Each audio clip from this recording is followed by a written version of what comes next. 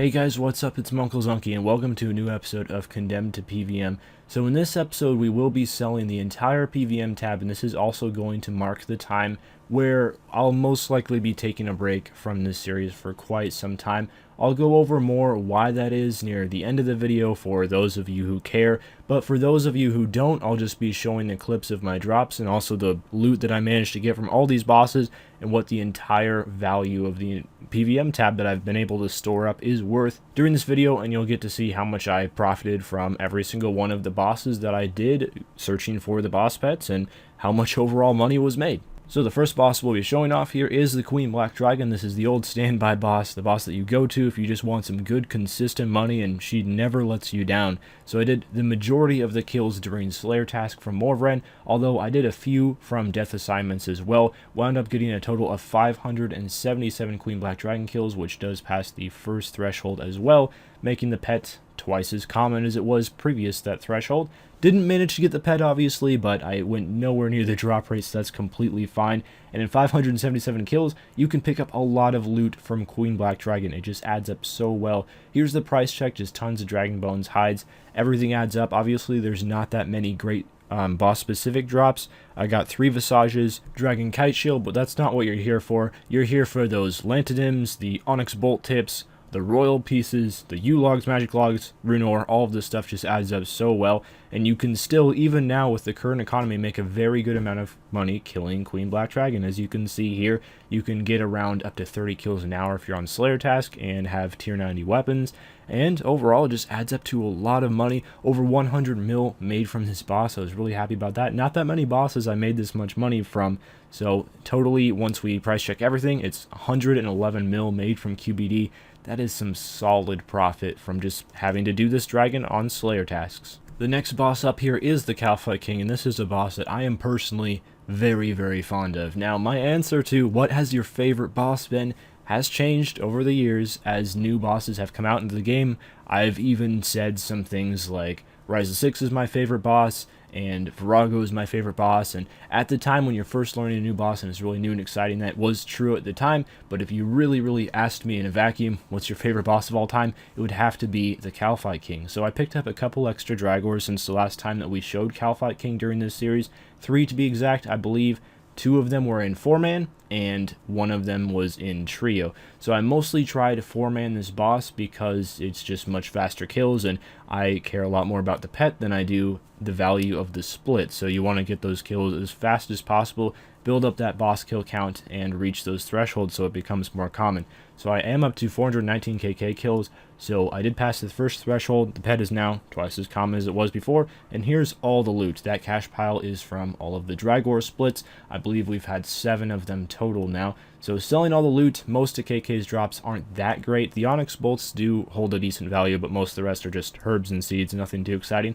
And all told, it comes out to 128 mil from 419 Kalphite King kills. Now, a couple duo Dragors did happen early in the series, and that definitely helped add to the value, but still, that's a really good amount to make from Kalphite King. And now for the next boss up, which is Nex, and unlike Kalphite King, my luck at Nex is actually really good in terms of just how many items I get, and for some reason, the drops just keep coming. I have like a 1 in 18 drop rate at Nex over the past 200 kills or something like that. It's a little bit ridiculous, and I made more money than I should have at this boss, especially considering quite a few of the drops were duo, and the less people you have in a team, the larger the split. Pretty simple math. We should all be able to figure this one out by now, and the drops just kept coming. One of the highlights was getting Torva Plate Body and Torva Plate Legs within about 20 minutes of each other in one night, so that definitely helped add to the profits quite a bit. So, like I was talking about a little bit earlier with Kalphite King, that's my favorite boss of all time. That's absolutely true. Nex also holds a special place in my heart because this is the boss that I learned how to PVM on when the Evolution of Combat first came out, and we were all noobs when Dragors were initially released and people went in Dragors and Tetsu, and everyone was learning to Nex, and it was a lot of fun, and the items were worth so much money, and you could just make your bank within a couple weeks of camping at that boss. That is what I did. Nex, for a large part, helped pay for the last couple buyable skills, and because of that, I'm always going to have fond memories at this boss. Even though, unfortunately, the money isn't so great anymore, it still can be a little bit of fun. We also picked up a Virtus Robe Top at next during a clan event. That's the reason why there's about 5,087 people within the room. And one funny thing about that Virtus Robe Top is that was the only drop I had never had from next before. So I can now say, all told, I've at least had or seen every single drop while in the room during a kill at next. So that's one thing, I guess. So this is now finally the loot. Got a very, very good amount in next splits in 76 mil cash.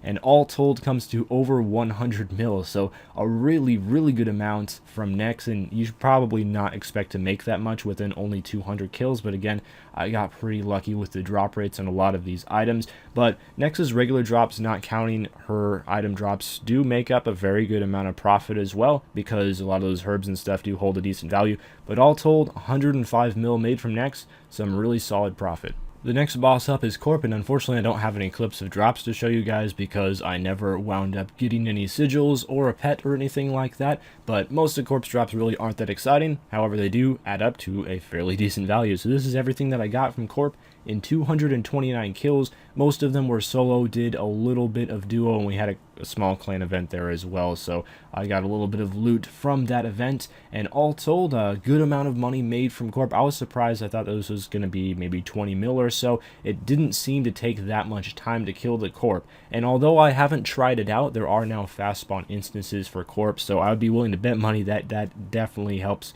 speed up the kills at this boss by a significant amount and should be a great benefit to anyone hunting the pet. But all told, 31 mil made in 229 kills. Not bad considering no unique drops were obtained, but all those onyx bolts and cannonballs and stuff like that really does just add up over time. Next boss up is Bandos, aka General Grador, and this is my most killed boss out of all of them. 1493 kills, which is a significant amount. Well, not really that many. That's only about 20 hours spent at Bandos, because you can get over 70 kills per hour, so just expect to see a lot of very rapid fire Bandos drops, because as you might expect in 1493 kills, I did get a lot of Bandos items, and I'm not even showing the first half of the kills, man. The first 800 kills, I got so incredibly lucky with Bandos items, just picked up a ton, and then the last 650 kills or so really barely picked up any items, at least compared to what I was getting earlier. So the majority of the luck came earlier on, and later on, not so much, but I still really do enjoy this boss a lot. It's one of my favorite bosses in game, and I think the reason for that is the boss is just so easy, so relaxed, and such great melee XP, which is really fun for someone like me that's really more of a slayer than a PVMer.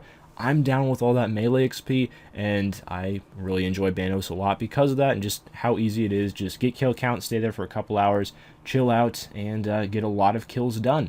A lot of progress was made with this boss, and this is all the loot I got. Yeah, that is a load of Bandos items, and I believe my drop rate at Bandos was 1 in 46, and that is fairly decent for a drop rate. Pretty lucky, I would say, but as I said, during the first 800 kills, the Bandos drops just kept coming and coming and coming. It was raining Bandos items, and it just did not stop. So all told, that's a good amount of money, 77 mil in the price check, at least from a boss that's not considered to be great money anymore, just due to the prices of items. Like the tassets are 1.2 mil, the chest plates are 2 mil. I had to alch the war shields because they would not sell in the Grand Exchange. Pretty funny, but all told, I price check everything, withdraw the money from the pouch, and that's 76 mil from 1493 Bandos kills. Pretty solid for such an easy and fun boss to do. Next up is Zemi, aka Kirill Sutsaroth, and I know I'm calling all of these God Wars dungeon bosses by their gods' names and not by their actual names, but it's really hard to break that habit after you've been doing it for years. I think that's how most of them learned their names, and it's weird. I'm not really sure why that happened, but it's a hard habit to break. But anyway, Zemi, unlike Bandos, I didn't get really all that many items from him, at least compared to the insane amount of items that I got at Bandos. But that's fine because Zemi's good items are worth a little bit more than Bandos' good items, and he does have some solid non-item drops as well. Bandos is probably the king of the non-God Wars dungeon-specific item drops because he drops so many bones and runite items and a lot of good stuff, and Zemi can't quite hold up to that, but this is still a very good money boss. I found it to be about 1 mil per hour, not even counting any drops that you might get on top of that, which is, you know, some pretty solid money for such a low-level boss to be killing. But I did pretty much all of my Zemi on Slayer task, getting Greater Demons is a very common task for Morvran, so every time I got them, I just headed over to God War's Dungeon and killed Zemi, and it counts as 2 Greater Demon kills per Zemi kill because one of his minions, it's only one of his minions and not all 3, I don't really know why that is, but one of them counts as a Greater Demon as well, and overall it's really good Slayer XP if you're killing them in the fast spawn instances. So this is all the loot that I got in 1,060 kills, so I did just barely pass the threshold, and it comes to 47 mil in the price checker. That's pretty awesome. And look at the prices of those wines of Zemi. I got almost 5 mil worth of them. I see some people leaving those on the ground, man. Those are worth good money. Pick them up. The minions drop them, not the boss himself, but just make sure you're watching out for those drops. So selling everything, got lots and lots of runite ore and coal and all that good stuff. That's all from the spring cleaner, of course, because I know someone will ask. The spring cleaner grinds up all of the items you normally drop, so you don't have to pick them up, and it's very handy. So all told, when we price check it, it comes out to 47 mil, just like we expected. Pretty darn good money considering 1,060 kills doesn't take too long, especially on Slayer task, and that's Zami's loot. The next boss up here is Ileana, and yet again I did have to speed up the clips because there was just so many drops at this boss, man. They just kept coming, especially the Armadillo crossbows. It seems like such a common drop. It's probably the same deal with the Zamorakian spear where it's more common than the other drops. That's just a guess. I don't know that for a fact. It just seems like you get so many Armadillo crossbows, it would make sense. Same with the Saradomin sword. I also believe that's a little bit more common than the amulets and obviously much more common than the hilt. Lots of effigies at this boss as well. God War's Dungeon is great for effigies. I found with all of my God War's Dungeon kills that you average about 1.5 effigies every hour. I do at least. Maybe that's a little bit of luck on my part. I'm not sure. But that really does add up. If you're a maxed player and you can open up all of those effigies, every single one is about 100k XP if you fully open it up yourself. That's some really solid XP from God War's Dungeon just for doing some combat and skills that might be a lot less easy to train than combat. But the Saradomin swords keep coming and the Armadillo crossbows keep coming. Unfortunately, neither of those are worth an awful amount. The Armadillo crossbow is obviously a much better drop than the Saradomin sword, which is essentially worthless at this point. But when you go to Saradomin, all you're looking out for is the hilt. Now, if you haven't watched earlier episodes, I did get 2 hilts in my first 200 Saradomin kills or so, and got very, very lucky with that. I ended up selling them at the time for around 20 mil each, but I did eventually rebuy them back for the tab, and they're worth significantly less now, but it's still a really nice drop to get.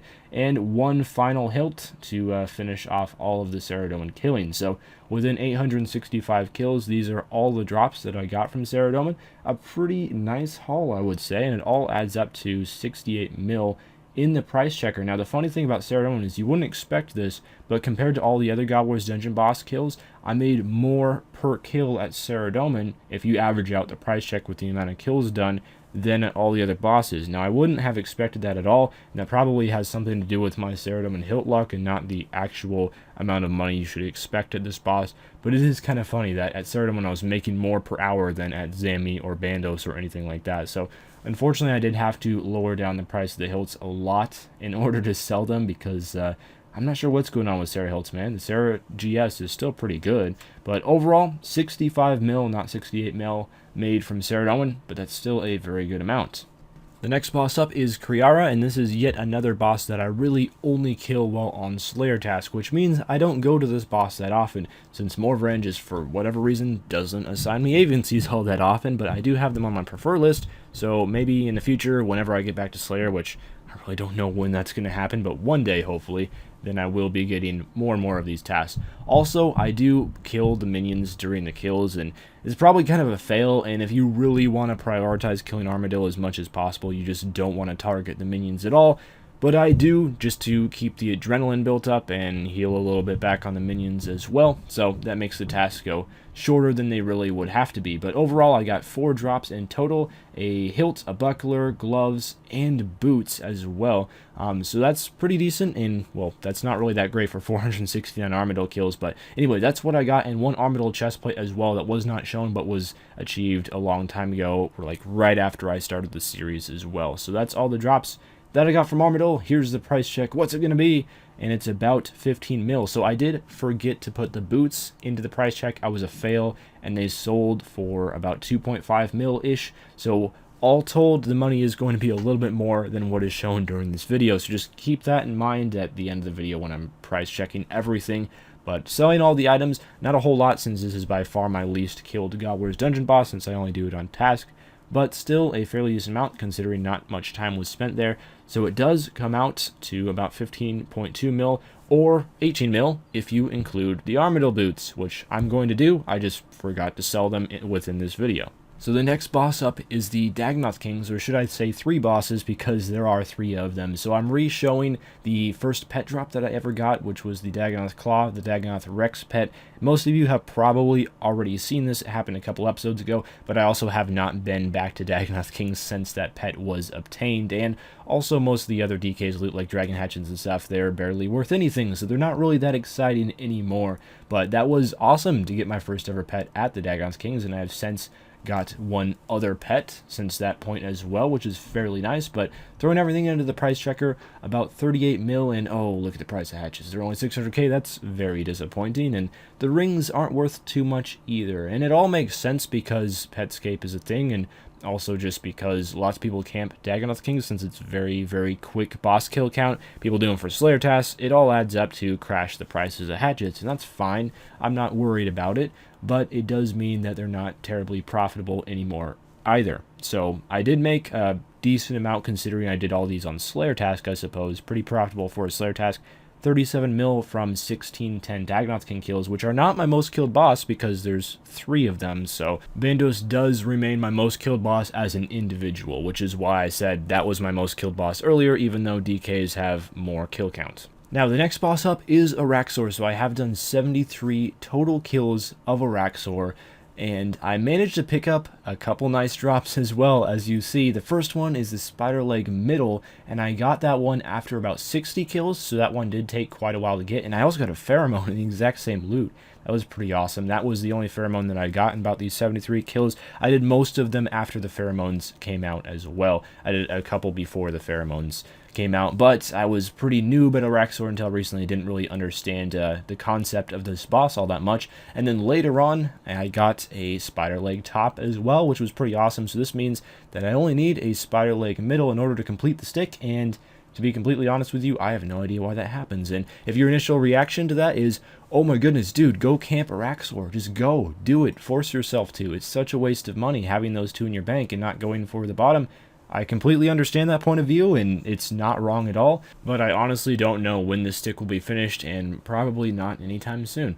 So looking at my inventory, this is all the loot I got from Araxor, some pretty solid stuff. And one thing to keep in mind is I do spend a lot in supplies because, for one, I'm not very good at the boss, so I do end up using quite a few brews per kill. That hurts. I also use Vampirism, Scrimshaw, and Malevolent Armor. Fairly expensive gear in order to use, so I probably spend a very decent amount per Araxor kill. So I maybe only profited half of what you'll actually see from the price check of all this stuff because supply costs are fairly high. But overall, came out to 50 mil from the regular drops, not even counting the spider leg, and whenever I eventually get that done, that's about another 170 mil, which would add a nice amount to the tab. Now, the final boss that I'll be showing here is Virago, and this one does take quite a bit of time and quite a bit of patience. Believe me, if you want a Virago and you don't have a permanent team, this boss takes a lot of patience in order to get consistent kills and all that. But I managed to get 89 kills of Virago. Now, I did pick up 1 drop, which was a seismic wand. It did not go to me, it went to someone else, but it was about a 100 mil split. But that happened a very long time ago, almost immediately after starting this series, so months and months ago. So this is everything that I got from Virago, and if we price check it, wow, this is our most profitable boss. And that might come as a surprise because Virago isn't generally considered the best money, and it's really not, but I probably spent more time at this boss than any of these other bosses by a lot.